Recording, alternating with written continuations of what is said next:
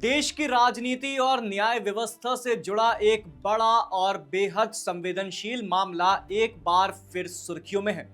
BJP से निष्कासित पूर्व विधायक कुलदीप सिंह सेंगर को लेकर अब लड़ाई सीधे सुप्रीम कोर्ट पहुंच चुकी है। जिस उम्र कैद की सजा को दिल्ली हाई कोर्ट ने निलंबित करते हुए सेंगर को जमानत दी थी, उस फैसले के खिलाफ सीबीआई ने सुप्रीम कोर्ट का दरवाजा खटखटा दिया है। नमस्कार, मैं एकाग्र गुप्ता और आप देख रहे हैं द हिंदी टॉक। देखिए, सीबीआई की इस चुनौती ने एक बार फिर उन्नाव मामले को राष्ट्रीय बहस के केंद्र में ला दिया है। सवाल सिर्फ एक व्यक्ति की रिहाई का नहीं, बल्कि उस संदेश का है जो ऐसे मामलों में न्याय व्यवस्था से देश को मिलता है।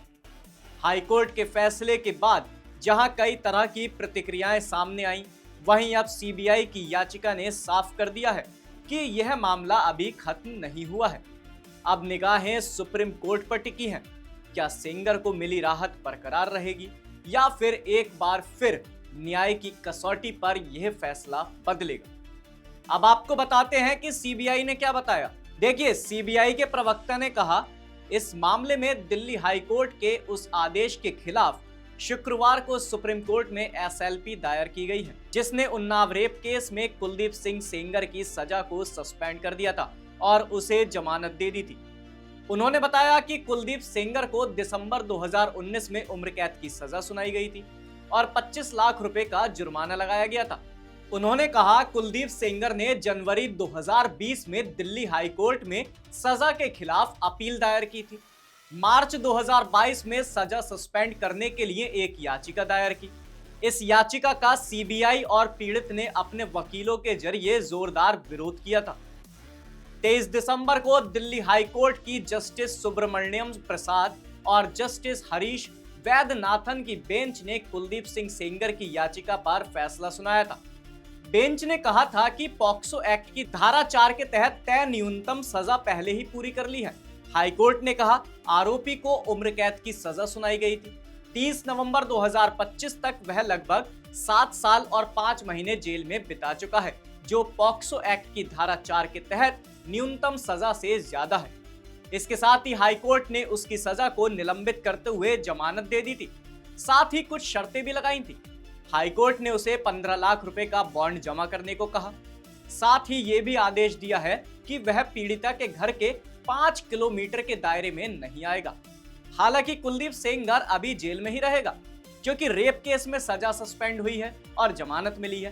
पीड़िता की पिता की कस्टडी में मौत मामले में भी उसे 10 साल की सजा मिली हुई है। सभी जानते हैं कि यह मामला सिर्फ कुलदीप सिंह सेंगर की जमानत का नहीं, बल्कि न्याय की दिशा और संवेदनशील मामलों में सिस्टम की विश्वसनीयता का भी है। दिल्ली हाई कोर्ट के फैसले के बाद जो सवाल खड़े हुए थे, अब सीबीआई के सुप्रीम कोर्ट पहुंचने से वे और ज्यादा गहरे हो गए हैं। एक तरफ हाई कोर्ट का तर्क है कि सजा का न्यूनतम समय पूरा हो चुका है, तो दूसरी तरफ सीबीआई और पीड़ित पक्ष का कहना है कि ऐसे गंभीर और जघन्य अपराध में राहत देना गलत संदेश देता है। अब देखना होगा, क्या सुप्रीम कोर्ट हाई कोर्ट के फैसले पर मोहर लगाएगा या फिर सेंगर को मिली राहत पर रोक लगेगी? क्या पीड़िता को इंसाफ मिलेगा या फिर यह मामला एक बार फिर सिस्टम पर सवाल खड़े करेगा? फिलहाल इतना तय है कि उन्नाव केस अभी खत्म नहीं हुआ। यह लड़ाई अब सबसे बड़ी अदालत में पहुंच चुकी है और आने वाला फैसला सिर्फ एक आरोपी की किस्मत नहीं, बल्कि देश में न्याय की धारणा को भी तय करेगा। अब सबकी नजरें सुप्रीम कोर्ट के अगले कदम पर टिकी हैं। आपकी इस खबर पर क्या राय है, हमें कमेंट सेक्शन में जरूर बताएं और आप हमारे चैनल द हिंदी टॉप को सब्सक्राइब करें।